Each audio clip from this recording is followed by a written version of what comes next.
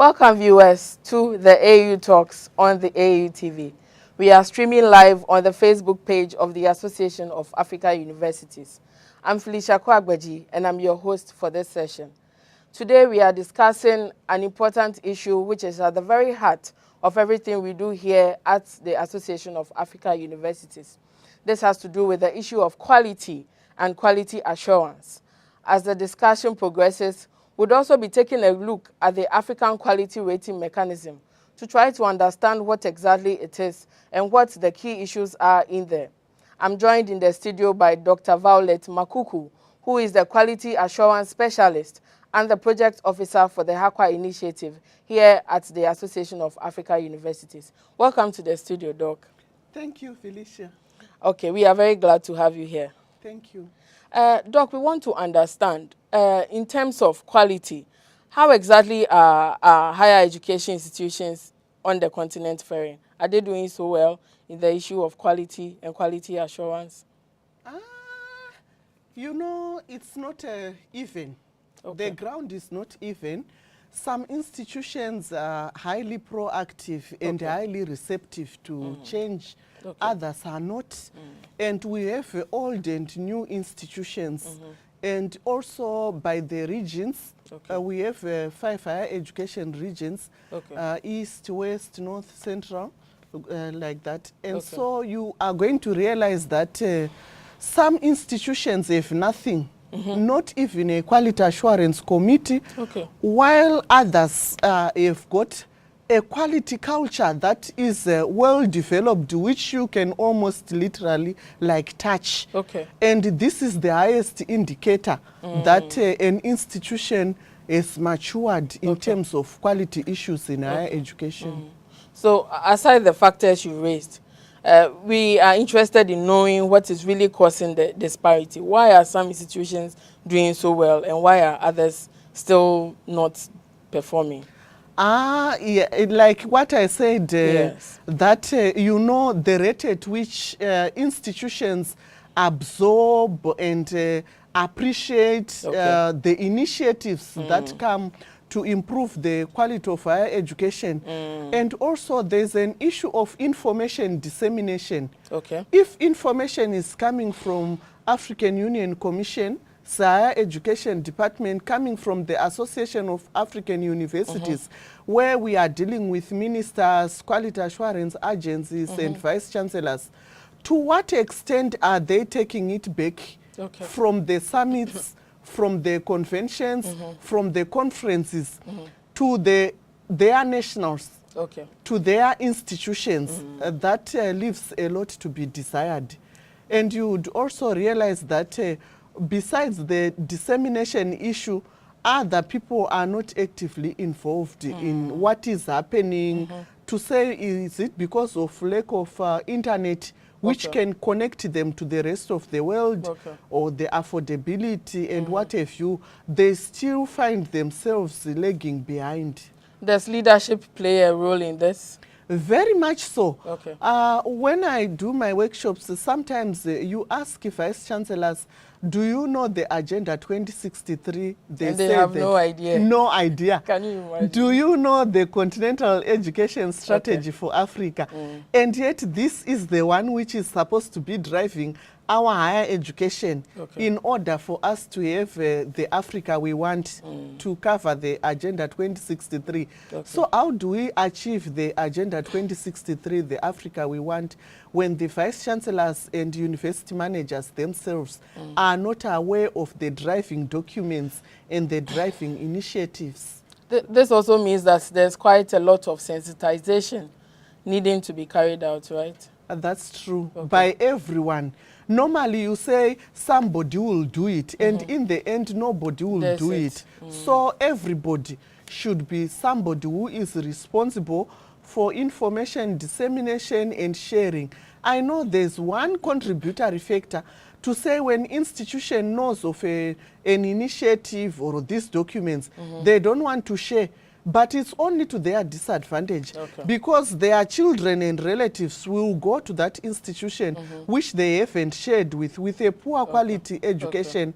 and later on they will come as employees Okay. or postgraduate students in their institutions. So there's no reason why we shouldn't share. Okay. It tells us a lot that we really need to share whatever information we have on our education. Doc, we are also interested to know in typical institution, typical African institutions, which areas or which levels is the issue of quality most important? It covers everything, Okay. every aspect of the institution, For from instance? even the grounds. Okay. To say, do we have new flowers? Are we having the lawns being maintained? To buildings? All of that is quality to teaching and assurance. learning, Okay. research, university industry linkages, governance, finance, and industrial international students. How about the curriculum? Because most often we are more interested in that. Is that also critical? That is very key. Okay. When I tell you that we have an initiative called Tuning Africa, Okay. and the Aqua initiative, which came out of a joint partnership, political partnership of African Union Commission and the European Union Commission funded these two initiatives in order to make sure that we deal with curriculum issues. We have minimum board of knowledge. Okay. Are we reviewing our curricula?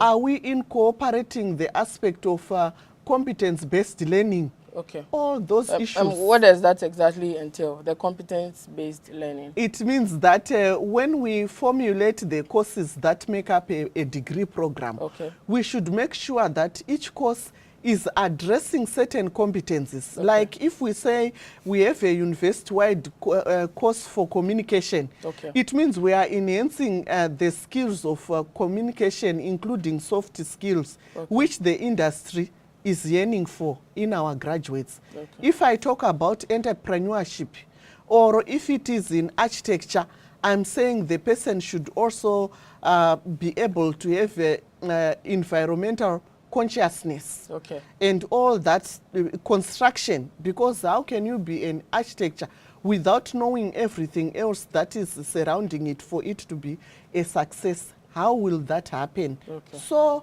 we profile the competencies for each program, and that is very key so that we can tick at a point. It's a checklist that we can tick to say this is covered done by this course. This is This is not being covered. So let's design a course or incorporate a course that covers those competencies in order for us to come with a graduate that is whole and acceptable by industry. And ready to work. And ready to with work. skills. Yes. Okay. We often hear of bridging what when people go to industry. It's And not right. half-baked graduates Half-baked. and all of that. And so because they are half-baked, the industry starts with bridging them to take them to the level. Okay. Maybe the equipment they were using is obsolete. Sure. All that is part of curricula. Okay. We need to replace it and match that which is now in the industry. Okay. All right, viewers, this is the AAU Talks on the AAU TV.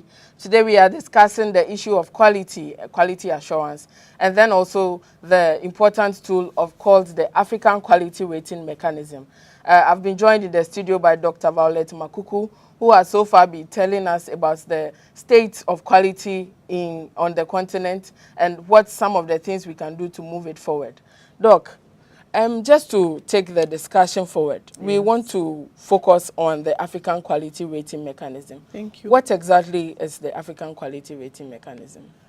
The African Quality Rating Mechanism is actually a process for institutional evaluation. Okay. But there's an instrument, a questionnaire, that we use to start the process, and we also use it later on to check on the institutional self-rating and the rating that experts will give them. Okay. Yes. May we really know what informed this instrument or this process, and then which institutions are championing it? Thank you very much. Can I start by responding to the last question? Okay. We thank the African Union Commission. Okay. You know, AAU is the implementing arm of the African Union Commission, but they helped us by designing and developing this tool. Okay. In 2010, they took 10 institutions and they piloted the questionnaire. Okay. And at that point, we had some feedback through monitoring and evaluation where those who were involved suggested that we could have experts actually visiting the institutions. So in 2017, we, under the harmonization of African higher education, quality assurance and accreditation initiative, where I'm a project officer, we took 15 institutions, and surely they benefited because it was for free. Okay. But what we have done also, we have gained valuable knowledge from them, that there's feedback which we can use to further improve. So with these institutions, we now had experts which went to check the environment, have interviews with different groups of the university community separately, the management, the students, the secretaries, the what, everybody separately, so that at least they could give independent opinions. Okay. So I understand that these were done at the initial stages when we were trying to come up with a tool. Now, can you walk us through the stages of the evaluation process, if we can have an idea of what goes into the evaluation? Thank you very much, Felicia. Before I walk you, I want to encourage our viewers to check on the links that are going to be displayed on this presentation. And so from those 3 links, one will be the questionnaire in English, the other one will be the questionnaire in French, and the other one is the link which you use to reach to AAU to express interest that you want us to come and do a voluntary institutional evaluation. Okay. And then from there, can we move on to what you have asked me? Yes, the question again was for you to walk us through the stages of the process. We want to have an understanding or an idea of what goes into the evaluation process. Thank you. So having been using the link to get to us, there's a short form that they need to complete. Within that form, we will know the institution, their contacts. So we use their contacts to tell them the next steps, which are to complete the questionnaire. That is why I've given you the links to the questionnaire, and also our viewers to access those links and study the questionnaire, which they can use even after the evaluation, and even those which are not yet ready for the institutional evaluation. So from there, they move on to complete the questionnaire. But for them to be able to effectively complete the questionnaire, they need some documents. They need to initially form an AQRM committee. But that committee, what is very important is that they should have many people with institutional memory and a representation of all the people who make up the university community, deans, students, lecturers, students, some managers, and not all. It should really be diverse and a representation of everyone who makes the university community. Doc, what exactly would this committee be doing? So they will take evidence from documents, from faculties, from service departments on what is being done, so that they complete that questionnaire. Because we do the evaluation at 2 levels. The institution as a whole, and then we ask them to choose 2 or 3 programs which they think are the best programs and rank them according to the best of the best, then the others. So we will also check. After that, we agree on a date where they want us to visit them. So the 2 experts will visit them, and they will do an inspection of the institution, interview students separately, lecturers separately, management separately, support staff of the different departments, also separately, technicians, secretaries, everybody separately, and then they re-rate them. Because when they complete, there's a column where they are rating themselves and how they perform. But can I quickly hasten to say that at times they may give themselves, for example, a rating of 1 on community engagement. 1, it means it's the list. It's the rating is 1 to 4. 4 is the best, and then 1 we say at least there's something going on. We don't have a 0. And so when they do that, when we do these interviews and go through the institution to move around and check the infrastructure, you may realize that maybe on community engagement, if they had scored themselves a 1, they would end up with a 3 or a 4. Or in some instances too, they may have scored themselves a 3 and we drop it to a 2 or to a 1, depending on the evidence that we get. And so after that, before the experts leave, they give them an overview, an oral presentation of the overview impression that they've got of the institution. And later on, within 2 weeks, they write a comprehensive report which they sent to AAU, and we send it back to the institution just for facts, verification of facts, not the actual rating and things. So we are asking also to get the strengths of the institution, its weaknesses and points of improvement, so that we can give recommendations. At the end of it all, recommendations are given. But the institution that has been evaluated will be given a certificate.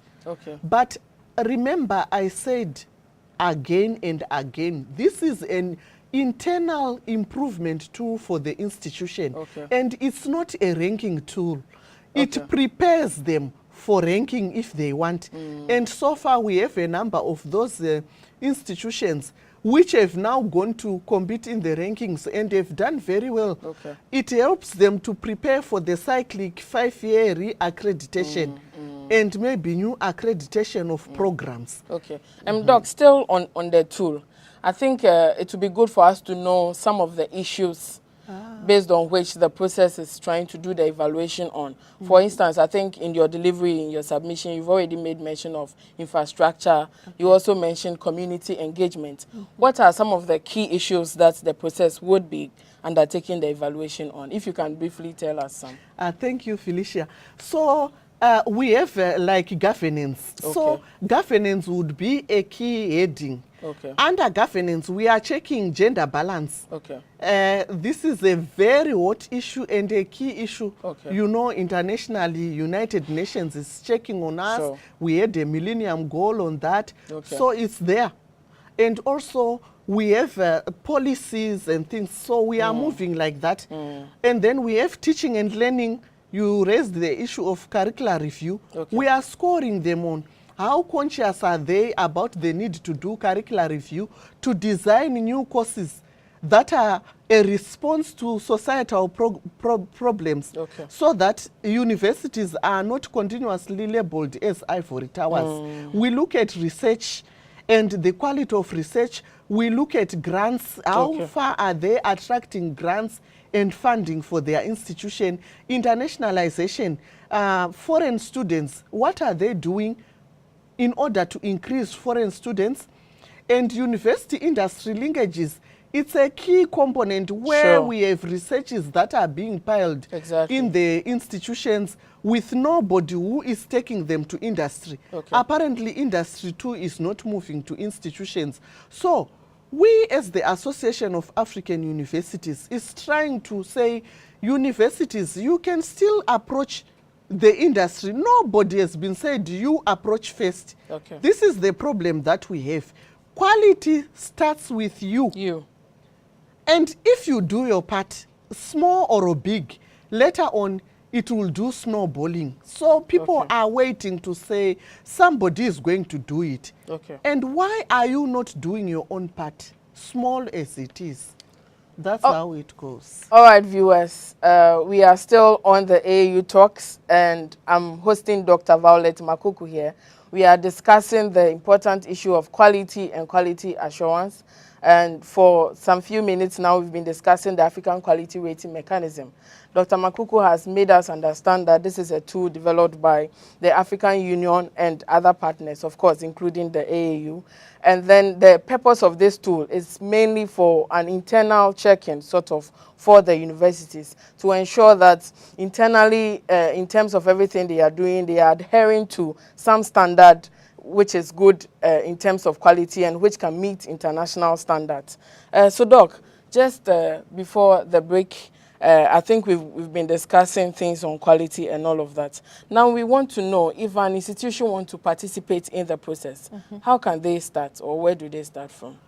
They start from clicking the link, Okay. the third link, because the first two links are to lead them to where to find the questionnaire. So when they go to that link... Before we continue, yes.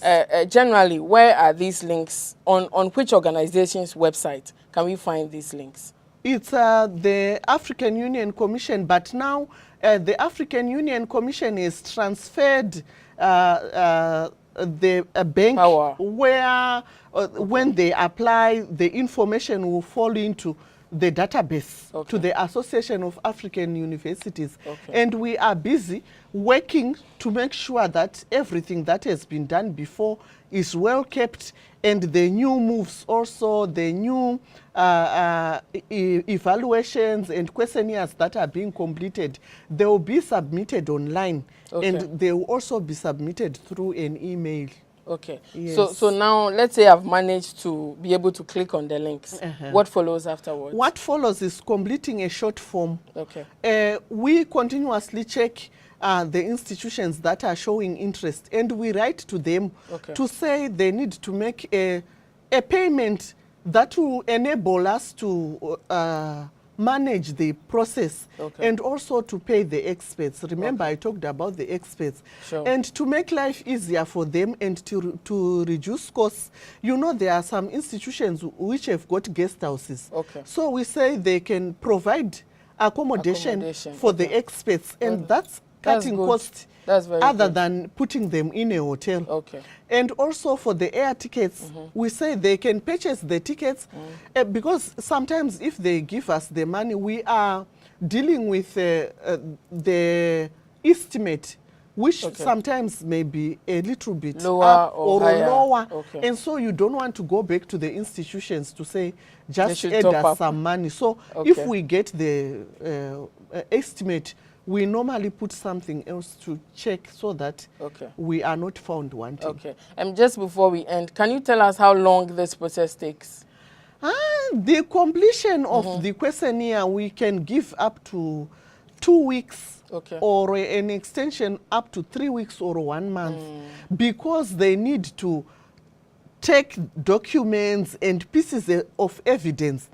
And whilst they are using them to complete the questionnaire, they are also arranging them in a chronological order and putting them, shelving them in a cabinet for the experts to come and use. And sometimes there's need for them to have short meetings on completing. Remember, I said they would need a committee. And all that is very demanding. So we give them that time, but we don't normally exceed a month. All right, Doc. So I'll give you the next 1 minute to talk to our viewers on what you want them to know about the QRM. Thank you, Felicia. This is precious to me because I just want to say to the higher education community of Africa, please, when initiatives come, don't doubt them. Take them head on and start implementing. We are here to give you the support that you need, from information to whatever other support. But I want to urge you to say, when you remain where you are and you are not proactive and you are not absorbing what is coming, you become obsolete. And the students are now very conscious about the quality assurance subject, and they are checking on institutions that are doing very well. Don't be surprised then if you become obsolete. It means that your student numbers become to go down. Do your research as to why your student numbers are going down. And at the center of it, are quality issues in different dimensions. And for those who are moving to build the quality culture, which I'm also urging all of you to try and inculcate so that it becomes part and parcel of the daily running of the institution, it would be very good and very beneficial to your institution. You see student numbers, you also see your institution being referred to, and it brings institutional visibility. The more you have institutional visibility, the more you are known, the more you do well, the more people want to partner with you. I thank you, Felicia, for the time given. Okay, thank you very much, Doc. You become obsolete when you shy away from quality and quality assurance issues, Yes. says Dr. Makuku. Thank you. We are very glad to have hosted you here today. Thank you. All right, viewers, this brings us to the end of this show. It's been the AAU Talks on the AAU TV, and we've discussed African quality rating mechanism and quality assurance, as well as the overall issue of quality in African higher education institutions. This is the AAU TV. Do stay tuned.